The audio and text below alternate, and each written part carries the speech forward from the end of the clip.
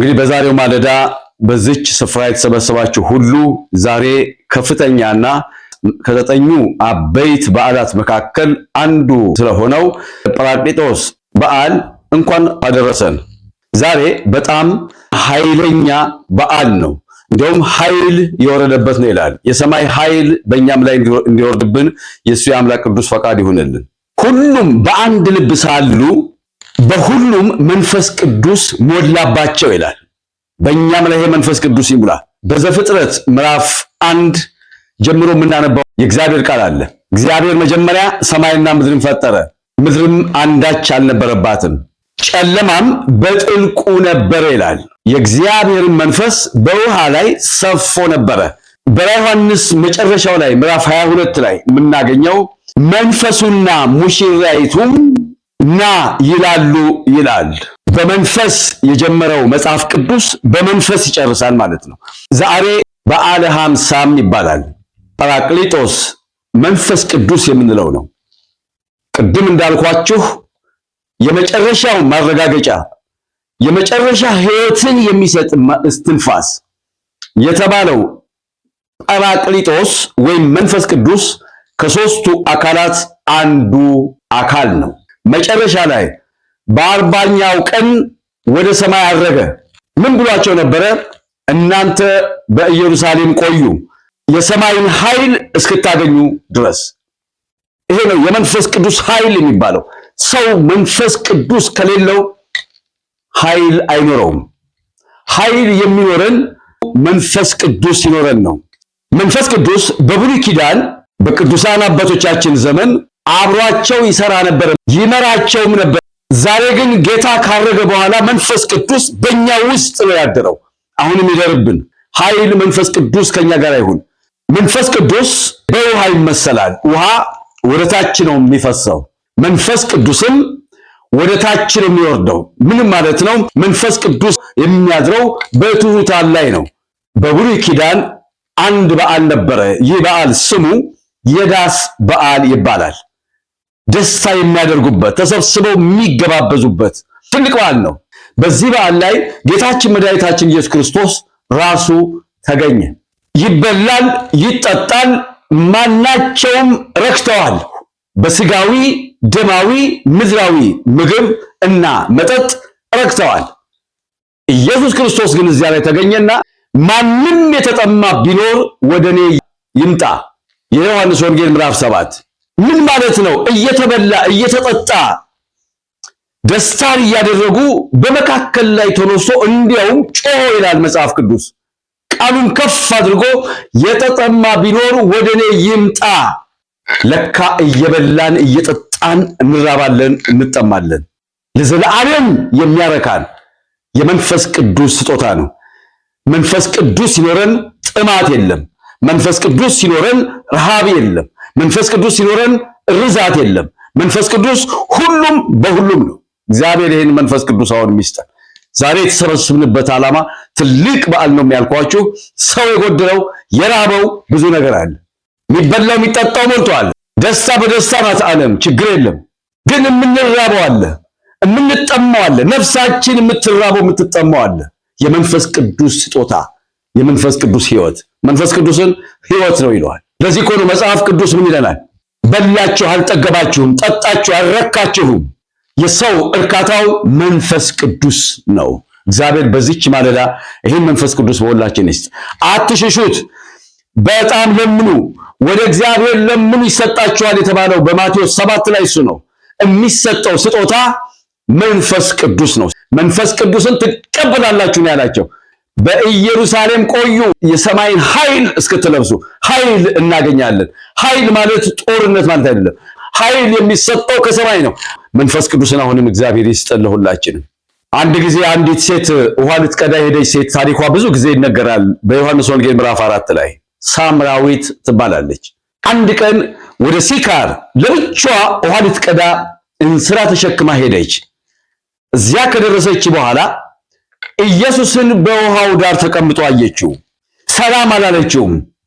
እንደ ዛሬው ትውልድ ቋንቋን እያየ ነገድን እያየ ብሔርን እያየ አካባቢን እያየ መንደርን እያየን ሰላም እንደማንለው እግዚአብሔር ይሄን ከኛ ያርቅልን። መንፈስ ቅዱስ ያለው ሰው በምንም አይከለልም። በሰማርያ ሊያልፍ ግድ ሆነበት ይላል ኢየሱስ ክርስቶስ። ለምን? ሰማርያና የአይሁድ ሰዎች አይዋደዱም ነበርና። የኔና የእናንተ ጌታ መድኃኒት ኢየሱስ ክርስቶስ የድንግል ማርያም ልጅ በሰማርያ ሊያልፍ ግድ ሆነበት። በግድ ማናገር አለብን። በግድ ሰላም ማለት አለብን። በግድ ፍቅርን መመስረት አለብን፣ ማምጣት አለብን። ምክንያቱም ፍቅር አይታበይምና ኢየሱስ ክርስቶስ አምላካችን ያደረገው ይሄንን ባነጋገሩ ወይም ደግሞ በሁኔታው ስላየች አይሁዳዊ መሆኑን ስለለየች ሰላም አላለችውም። ወደ ውሃ መቅዳት ነው የገባችው። ኢየሱስ ክርስቶስ ግን አምላካችን ከእርሱን እንማር ይገባል። አይሁዳዊነቱ የሳምራዊቷን ሴት ማናገር ጊዜ አልፈጀበትም። ይኸውላችሁ በአካባቢ በማንነት በቋንቋ ጊዜ ሊፈጅብን አይገባም። ሰላም በሉ። የሰው ልጅ እግዚአብሔርን ይመስላል። መንፈስ ቅዱስ ደግሞ ይሄ ነው። ኃይል ታገኛላችሁ ማለት ይሄ ነው። ወዲያው ሰላም ሲላት በልመና ውሃ ጠጭኝ አንቺ ሴት አላት። ውሃ ጠጭኝ ሲላት አይሁዳዊነቱን ገለጠችና እንደ ደፋር ነህ አይነት ውሃውን ልትሰጠው አልወደደችም። እንደውም አንተ አይሁዳዊ ስትሆን ከኔ ከሳምራዊቷ ሴት ውሃ እንዴት ትለምናለህ ብላ በመገረም ነው የመለሰችለት። ኢየሱስም የተናገረው ቃል አለ። ተመልከቱ። ቅድም በድግሱ ላይ ጮሆ ማንም የተጠማ ቢኖር ወደ እኔ ይምጣ እንዳለው ሁሉ ይችንም ሴት ነገራት። አንቺ የምትሰጪው ውሃ ዳግም ያስጠማል። ዳግም ለሚያስጠማ እባካችሁ ሕይወት አንመላለስ። መንፈስ ቅዱስን መንፈስ ቅዱስን ለምኑ። እሱ ልባችን ሲገባ ሩሩህ እንሆናለን፣ የዋሆች እንሆናለን፣ ትሁታን እንሆናለን። ወገኖቼ ዛሬ በዚህ ማለዳ እዚህ ጋር የተሰበሰባችሁት ይሄንኑ ቅዱስ መንፈስ ፍለጋ ነው። ይስጠን ለሁላችንም፣ ይሄን በረከት ያድለን። ሴቲቱ የመለሰችለት ምን ነበረ? መቅጃ እንኳን አልያዝክም በእጅህ ላይ፣ በምን ቀርተህ ነው የምትሰጠኝ? ጉድጓዱን ጥልቅ ነው። እኔ የምሰጠው ውሃ መቅጃ አያስፈልግም። ከውጭ ወደ ውስጥ የሚፈስ አይደለም፣ ከውስጥ ከሆድ ውስጥ የሚፈልቅ ወንዝ፣ ከሆድ ውስጥ የማይደርቅ የዘላለም ወንዝ። እግዚአብሔር ይሄንን ለሁላችን ይስጠን። ዛሬ በዚች ማለዳ ደግሞ ይሰጠናል። ላመኑት ይሰጣቸዋል። አንኳኩ ይከፈትላችኋል፣ ፈልጉ ታገኛላችሁ ነው። አንታክት። ለዚህ ነው ሐዋርያው ቅዱስ ጳውሎስ ሳትታክቱ ጸልዩ ነው ያለው። እንጸልያለን። አንዳንድ ሰዎች በምድር ላይ ሞልተው ነው የምንኖር ይላሉ። እሱ ጥማት አለው፣ ጥልቅ ነው፣ የማይሞላ ነው። በመንፈስ ቅዱስ ሕይወት ሲቃኝ ግን ሙላት ይሆናል። መንፈስ ቅዱስ ባዶን የሚሞላ ነው። ያዘኑትን የሚያረጋጋ፣ ያለቀሱትን እንባ የሚያብስ፣ የሚጸልዩትን የሚሰማ የመንፈስ ቅዱስን ሀብት እግዚአብሔር አሁንም ለሁላችንም ይስጠን። ሴቲቱ እንደዛም ብትለው መቅጃ የለህም ብትለው እኔ የምሰጠው ውሃ ለዘላለም የሚፈልቅ ነው አላት። ሁላችንም እሱን ይስጠን። እንግዲያው ስጠኝ አለችው። ለመስጠት ደግሞ መንፈስ ቅዱስ የደበቅነው የዋሸነው ሁኔታ መኖር የለበትም። እንግዲህ ማለት ንስሐ ማለት ነው። ባልሽን ጠርተሽ ነይ ማለቱ በራሱ ጓዳዋን ወይም ደግሞ ከጋብቻ ሕግና ስርዓት ውጪ መሆኗን ሲያስታውሳት ነው። ይሄ ንስሐ ነው። ግን እውነቱን ተናገረች። ባል የለኝም ስላለች ወዲያው የደስታ ዘይት በልቧ ውስጥ ፈለቀ። ከዚያን ሰዓት ጀምሮ በከተማው ሄዳ አወራች ይላል። እንስራዋንም ጥላ ሄደች። አንተ ዘላለም ማትሞላ ይያለም የፈለገው ይሁድ እስከ አፍ ገደቡ መሙላት አንችልም። በማናቸውም ደረጃ ላይ እኛ ሰዎች ሙሉ ነን ማለት አንችልም። ሙሉ የሚያደርገው የመንፈስ ቅዱስ ስጦታ ብቻ ነው። እባካችሁ በያለበት ስትጸልዩ መንፈስህ ከኔ ጋር ትሁን በሉ። ዳዊት ይህን ጸልየዋል። መንፈሰ ርቱዐ ሐድስ ውስተ ከርሥየ፣ በውስጤ መንፈሴን አድስልኝ ያለው የክፋቱ መንፈስ የበቀሉ መንፈስ ተወግዶ የእግዚአብሔር ቅዱስ መንፈስ በውስጣችን እንዲገባ እግዚአብሔር መንፈስ ቅዱስን ለሁላችንም ይስጠን። ክፉ መናፍስት ወደ ዓለም የወጡበት ዘመን ቢኖር አሁን ነው። ለምን? የመንፈስ ቅዱስ ዘመን ስለወጣ። ከአብ ዘንድ የመጣው ጰራቅሊጦስ የተባለው መንፈስ ቅዱስ ጌታችን ኢየሱስ ክርስቶስ እንደነገረን በዓለም ውስጥ አሁን ያለው የሚመራው መንፈስ ቅዱስ ነው። መንፈስ ቅዱስ በሚመራበት ዘመን መናፍስት በዙ።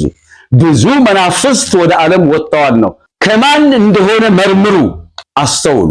መንፈስ ቅዱስ ራሱ ቀስታ ነው፣ እርጋታ ነው፣ ሕይወትን የሚሰጥ። አንድ ጊዜ ሐዋርያው ቅዱስ ጳውሎስ ወደ ተሰሎንቄ ሰዎች ሄዶ ለማስተማር ሲሄድ ምንም ነገር አይገባቸውም ብዙ ዘመን። እንደውም ከዚህ የተነሳ ቁጥራቸው ዘወትር አንድ አይነት ነው፣ ያው ነው፣ አያድግም ቁጥራቸው። አንድ ቀን ግን ሄደና መጽሐፍ ቅዱስ ቢያስተምራቸው እንደማይገባቸው ስለተረዳ ምንድን ያላቸው? መንፈስ ቅዱስ በእናንተ ውስጥ ይግለጽላችሁ አላቸው። እነዚህ ሰዎች አሁን ቃሉ ምስጢሩ ተገለጸላቸው። ወንጌላችን በኃይልና በመንፈስ ቅዱስ በብዙ መረዳትም እንጂ በቃል ብቻ ወደ እናንተ አልመጣም። ወገኖቼ መጽሐፍ ቅዱስን አብጠርጥር ያውቃለሁ ማለት መንፈስ ቅዱስ ከሌለው ከንቱ ነው። መንፈስ ቅዱስ ይግለጥልን። መንፈስ ቅዱስ ገላጭ ነው። መጽሐፍ ቅዱስ ጥቅሳ ጥቅሱን ይዞ መጓዝ አይደለም። አንድ ሰው አዋቂ ነው፣ አስተምህሮቱ ትክክል ነው የሚባለው መንፈስ ቅዱስ ስጦታው ሲቃኘው ነው። በስጦታው ውስጥ በመንፈስ ቅዱስ ያልተቃኘ የወንጌል ትምህርት ዛሬ እንደምታዩት ነው።